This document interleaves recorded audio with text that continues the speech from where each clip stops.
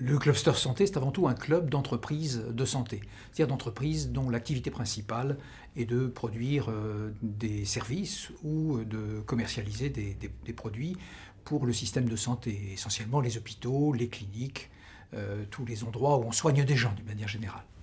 À l'origine, il y a eu deux modifications majeures dans le système de santé.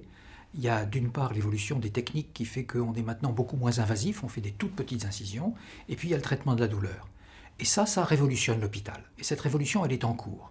Il faut donc, pour répondre à ces changements majeurs, transformer l'organisation de l'hôpital, transformer la manière de se comporter avec les patients et transformer donc les équipements parce qu'on a affaire à des patients beaucoup plus autonomes. Ça nous a amené dans un premier temps à faire la chambre innovante, une chambre dans laquelle un patient a beaucoup plus d'autonomie beaucoup plus vite pour se remettre debout, se revalider beaucoup plus vite. Et puis dans un deuxième temps, et c'est l'opus 2, à développer un nouveau concept d'organisation ambulatoire, parce que l'ambulatoire pourrait représenter dès aujourd'hui 80% de l'activité chirurgicale d'un hôpital ou d'une clinique. Vous savez que c'est le cas dans beaucoup de pays développés. En France, on est plutôt à 35-36%.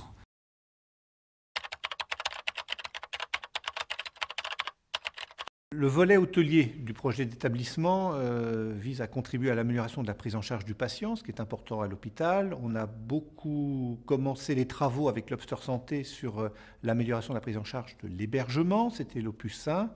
Là, on travaille sur l'amélioration de la prise en charge ambulatoire. Et donc, ce qui est important dans ce partenariat, c'est travailler directement avec des industriels, leur dire voilà ce qu'on a comme problème, voilà ce qu'on voudrait améliorer, et qu'eux proposent des choses auxquelles on n'a évidemment pas encore pensé parce qu'ils ont un angle de vue et des compétences que nous, on n'a pas.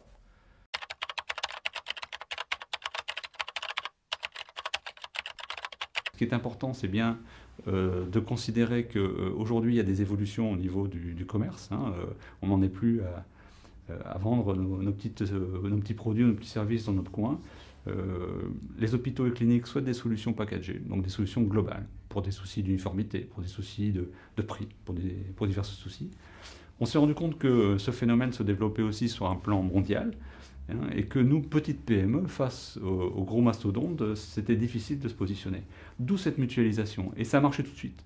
Donc déjà, le plaisir de partager ensemble, parce qu'on fait quand même des métiers assez difficiles, et puis de voir que le marché, en fin de compte, est demandeur et attiré par notre solution était intéressant.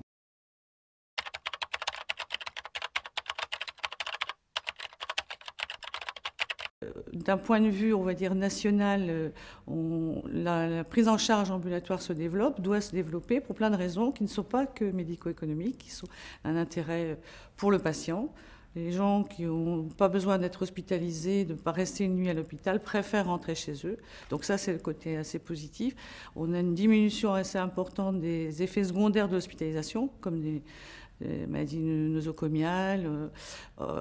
Il y a beaucoup d'avantages à être pris en charge en ambulatoire. Par contre, les difficultés sont au niveau de l'organisation, parce qu'en fait, il faut que la personne rentrant le matin et sortant le soir, tout doit être réglé sur une journée, et il n'y a pas qu'une personne, il y a plusieurs personnes qui doivent rentrer dans le bloc, qui doivent être pris en charge.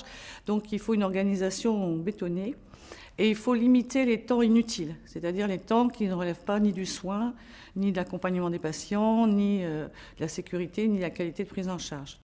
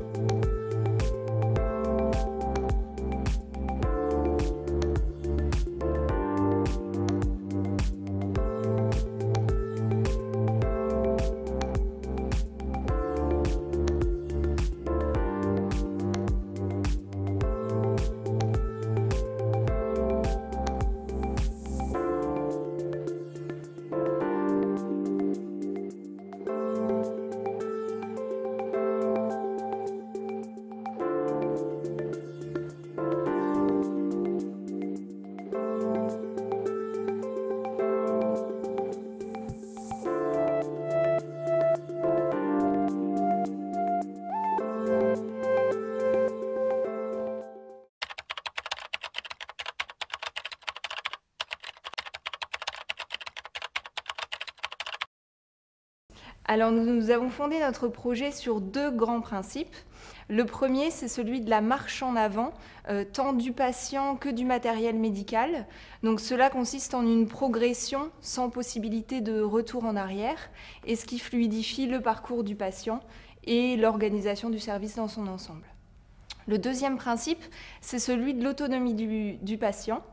Grâce à son fauteuil-lit, en effet, il peut choisir ses positions d'assise, mais il peut aussi se déplacer librement dans le service.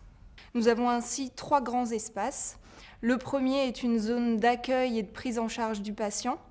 La deuxième zone concerne une zone d'intervention et de surveillance. Et enfin, la troisième zone, celle du rétablissement et de la sortie.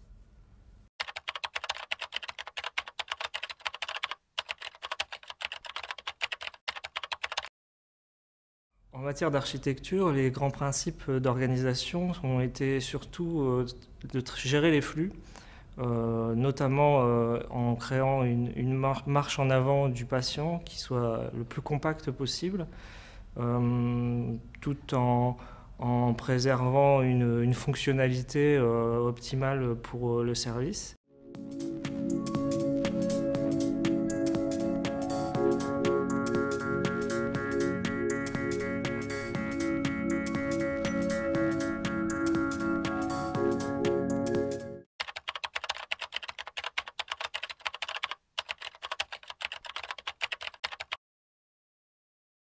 On avait une première piste qui était vraiment très pragmatique et et vraiment véritablement basée sur l'aspect fonctionnel. On va dire un petit peu sans style, vraiment très fonctionnel.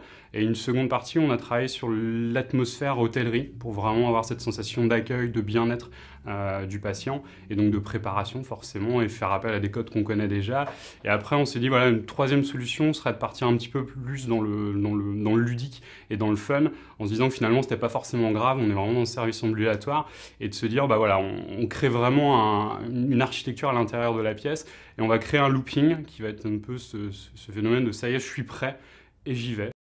Donc deux fonctions principales. Une première fonction qui est une tablette numérique, donc qui permet au patient de consulter tous les médias que peuvent lui donner l'hôpital, que ce soit des films, de la musique, des informations sur son intervention, mais aussi au verso une zone beaucoup plus fonctionnelle de rangement et pour poser des objets, pour poser potentiellement des objets médicaux pour le personnel médical, et une zone de rangement pour le patient qui lui permette de ranger avant son intervention tous ces objets, ces biens personnels qu'il veut garder un petit peu près de lui et en sécurité.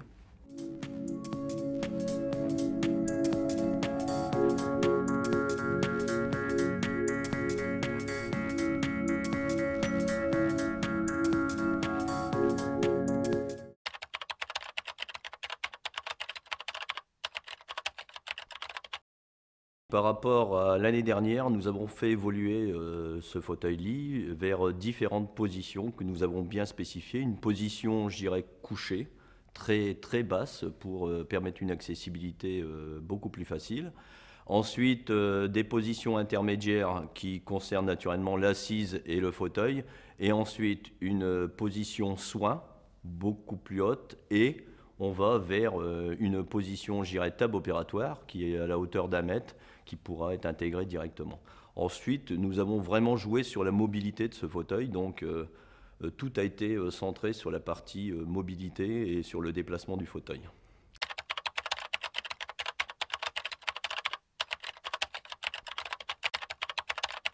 Dans l'Opus 2, on a voulu donner une dimension plus importante et plus marquante au textile technique que nous travaillons, à savoir que dans le fonctionnement du fauteuil-lit, on a voulu tirer au maximum les caractéristiques techniques des tissus, des matières. C'est-à-dire qu'on va chercher à donner du confort avec le tissu technique. Le textile, en fait, il a des propriétés mécaniques, donc biélastique dans une longueur, dans la largeur, en chaîne et trame. Et on a travaillé des inductions spécifiques qui sont bactériostatiques. Donc des inductions dans lesquelles on va retrouver des traitements antibactériens.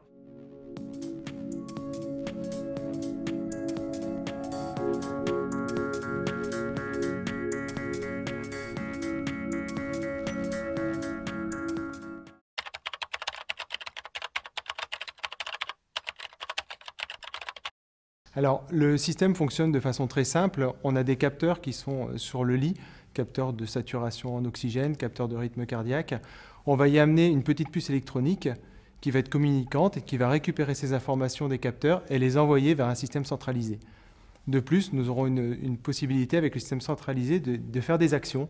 Par exemple, sur le lit, il y aura des moteurs qui vont pouvoir être actionnés directement par le système central en cas d'alerte ou en cas de problème et de prévenir les infirmières.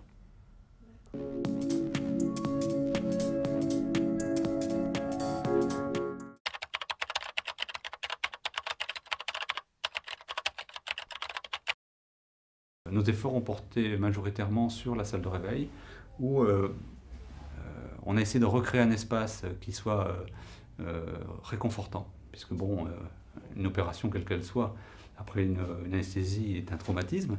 Donc l'idée c'est d'essayer déjà de voir un petit peu là où on se retrouve et très rapidement de reprendre ses esprits dans de meilleures conditions sans pour autant affoler le patient. Donc on a recréé tout un univers, donc, grâce à la lumière, de confort, un petit ciel étoilé, jouer sur les couleurs, etc. Donc c'est quelque chose d'important.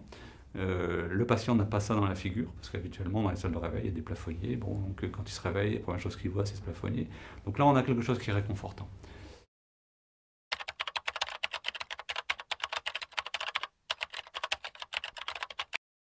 Alors cette année, au niveau de l'Opus 2, Karen Comfort va se situer au cœur de l'action et au cœur de l'information en fait, du stand, puisque notre objectif va être de récupérer l'ensemble des informations qui vont être prises tout au long du processus du patient dans ce mode ambulatoire.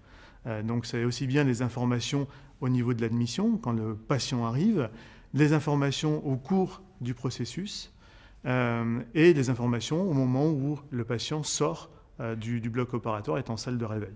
Donc finalement, c'est bien récupérer les informations, présenter ensuite et rediffuser ces informations vers les personnes qui en ont réellement besoin. Donc c'est vraiment présenter la bonne information et juste la bonne information vers les professionnels de santé pour les caractéristiques vitales, les constantes, mais aussi les éléments de sortie ou de durée d'attente vers le patient ou vers la famille qui est en train d'attendre dans la salle d'attente en sortie.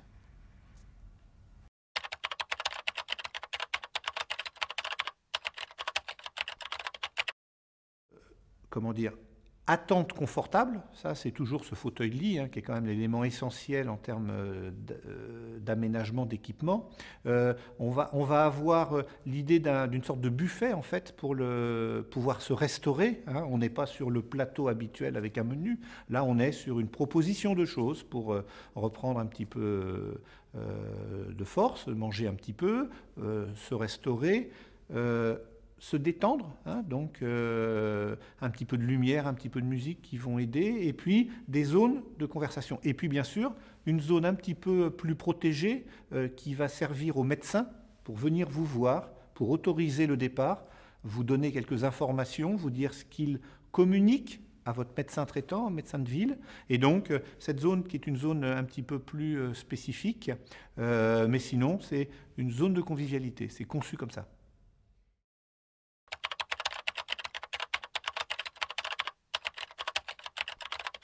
Toute la démarche d'imagination du projet, des différents espaces, des différents aménagements, des différentes solutions techniques ont été pensées avec le regard du patient, qui est le premier concerné, bien sûr, qu'il va falloir rassurer, mettre en condition la plus favorable possible pour qu'ensuite il puisse cheminer dans son parcours afin que les différentes interventions se déroulent de la meilleure manière et qu'il puisse ressortir avec l'impression d'avoir été accompagné dans une démarche de confort, de sécurité et garder une image positive de l'hôpital et de son passage à l'hôpital.